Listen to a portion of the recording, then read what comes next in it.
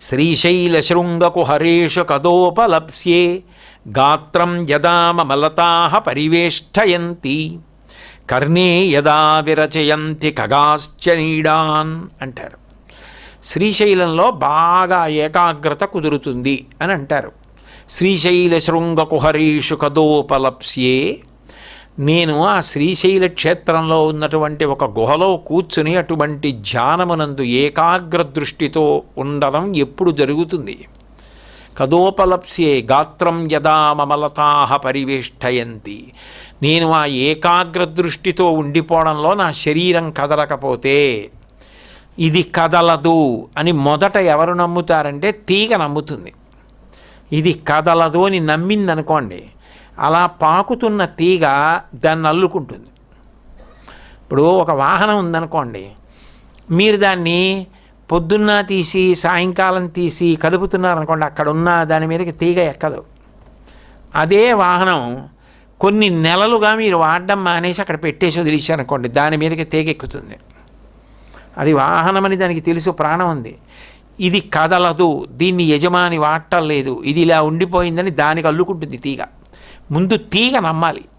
అంటే శరీరము కదలదు, ఏకాగ్ర దృష్టితో ఉండిపోయింది, జడమైపోయిందని. తపస్సని గుర్తు ఏంటంటే తీగలు అల్లుకుంటాయి, పొట్టలు పెట్టాయంటారు. అందుకే గాత్రం యదా మమలతాః పరివేష్టయంతి కర్ణే యదా విరచయంతి ఖగాశ్చ నీడాన్.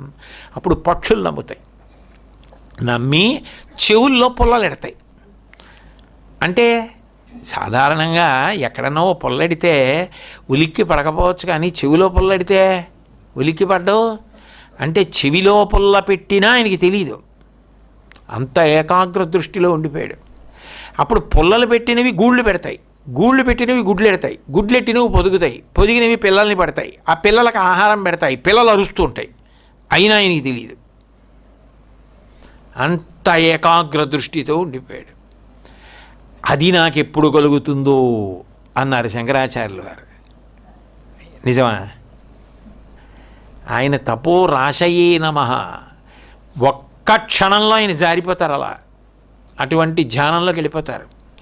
చంద్రశేఖరేంద్ర సరస్వతి మహాస్వామి వారు పల్లకీలో కూర్చుని వెళ్ళిపోతుండేవారు, అలా సమాధి స్థితిలోకి మాట్లాడుతూ మాట్లాడుతూ వెళ్ళిపోతుండేవారు. రాశీభూతమైనటువంటి జ్ఞానం. ఎందుకని? తపః అంటే జ్ఞానము అని ఒక అర్థం. అప్పుడు తపో రాశయే నమః అంటే రాశీభూతమైన జ్ఞానమే శంకరాచార్యుల వారు. రామో విగ్రహవాన్ ధర్మ అన్నట్టు శంకరాచార్యుల వారు రాశీభూతమైనటువంటి జ్ఞానం. అందుకే అపరోక్షానుభూతి అని ఆయన ఒక గ్రంథం చేశారు. ఆ వేదాంత గ్రంథంలో అపరోక్షానుభూతిలో మాట అంటారు, ఆత్మా నిత్యో హి సద్రూపో దేహో నిత్యో హెసన్మయ తయోర్యైక్యం ప్రపశ్యంతి కిమజ్ఞానమతఃపరం అంటారు. ఈ శరీరమా ఎప్పుడూ ఉండేది కాదు, ఆత్మ ఎప్పుడూ ఉంటుంది. నిత్యమైనటువంటి ఆత్మని అనిత్యము శరీరం అని తెలిసి, ఎన్ని శరీరాలో వెళ్ళిపోయాయని తెలిసి కూడా ఇంకా శరీరాన్ని నేనని చెప్తున్నారంటే ఎంత ఆశ్చర్యం! అజ్ఞానానికి అవధేది అంటారు.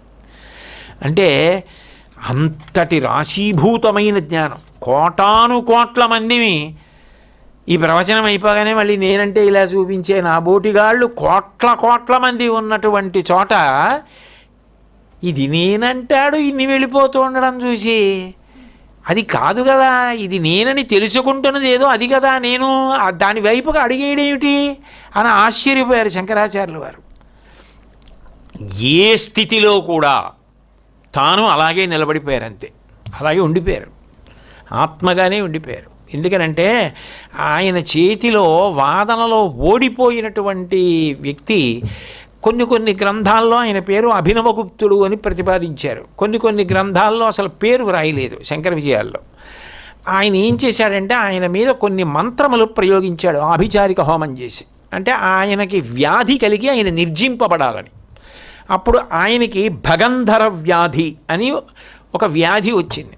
ఆ వ్యాధి వస్తే ఏమవుతుందంటే గుదస్థానమునందు కురుపు పుడుతుంది.